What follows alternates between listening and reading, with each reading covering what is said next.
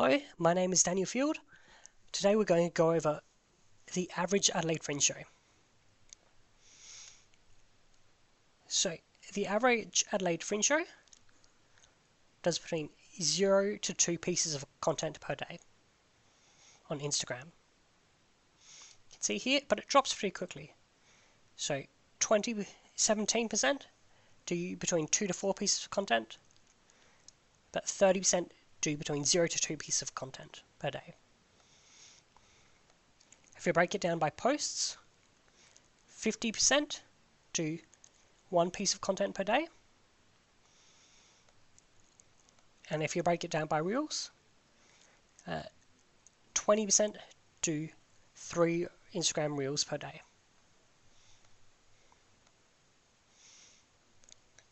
If we look at Facebook subscribers, just zooming in here, nearly 40% have between 0 to 750 subscribers. So if you're above 750 subscribers, you're in the top 60% of Adelaide Fringe shows. 25% have between 750 to 2,500 shows.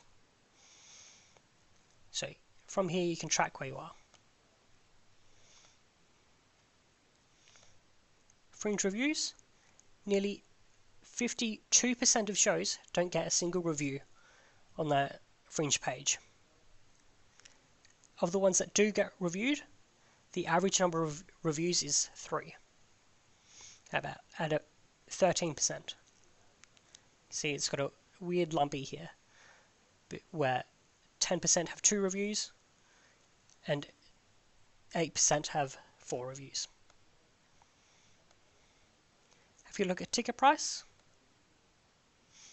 you can see here that 27% have between $25 to $34 tickets, and there's a normal distribution, slightly longer tail here, where some shows tend to be a bit more expensive.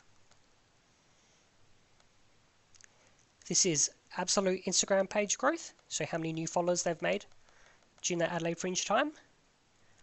So if we just zoom in here,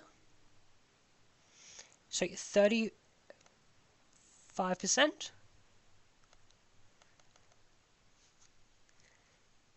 so during the Adelaide Fringe, 30% gain between 0 to 20 followers. 10% get between 18 to 40 followers. And then another 10% get between 40 to 60 followers. So if you gain 50 followers during the Adelaide Fringe, you'd be in the top, or what's that, 40% of shows? Roughly trying to do that maths. If we look at absolute subscribers on Facebook, on Instagram, so I'm just zooming in, yeah.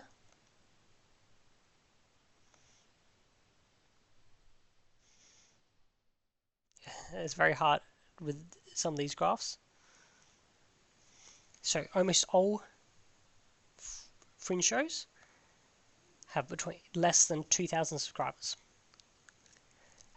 This section is when an Instagram subscriber of less than 0 means there was an error collecting that data set. If we look at TikTok subs, 10% have 0 to 10,000 subscribers. If I break it down even further,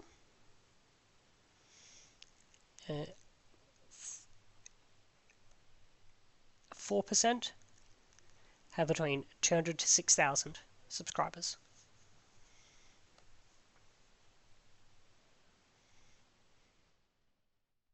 I'll skip ahead venue size.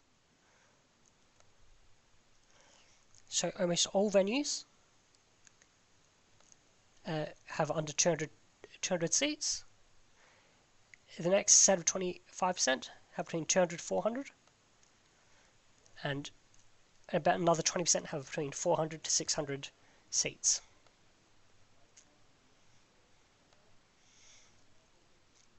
Only 20%, only 15% have the ability to sign up for emails on the main Fringe page. Only 30% have the ability to put a video trailer onto the main Fringe page. 70% have a Facebook link.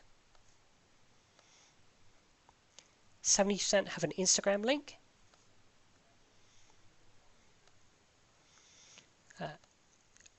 10% of shows have nudity. 20% of shows have TikTok. 40% of shows regularly travel. 25% have Twitter. 70% have a website. 40% have a link to a YouTube page. Interesting that the number of performers is widely sort of distributed. Whereas 40% have between 1 to 2 performers, and then the rest have between about 5 to 6 performers. 50% of Fringe shows have one photo on the main Fringe page. About 45% have 3 photos on the main Fringe page.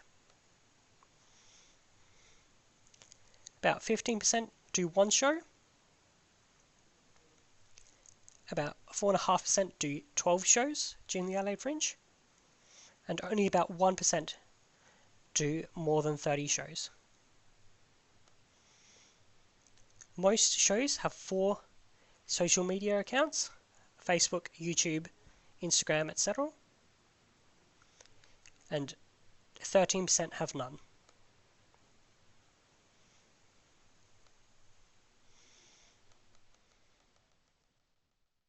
So, and this is YouTube subscribers. So I'm just like zooming in.